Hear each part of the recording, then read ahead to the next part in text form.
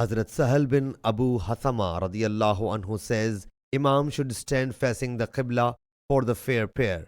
A batch of the Muslims should perform prayer in his lead, while the other batch should deal with the enemy facing the enemy. So Imam should perform one unit along with those who are behind him. They should then get up and perform the other unit by themselves, performing the bowing and 2 prostrations, and after completing the prayer, go to their place. Thereafter, the other contingent should come and Imam should perform one unit with them. Thus, Imam has performed his both units, and they, the other group, should perform the bowing of the second unit and 2 prostrations. Thereafter, they should perform salutation along with the Imam.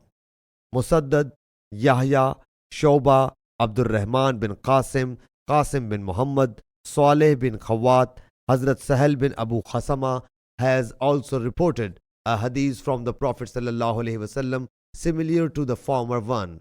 Hazrat Muhammad bin Ubaidullah ibn Hazim, Yahya, Qasim bin Muhammad, Saleh bin Khawat also reported the former hadith from Hazrat Sahal bin Abu Hasama radiyallahu anhu. Sahih Bukhari Hadith number 4131.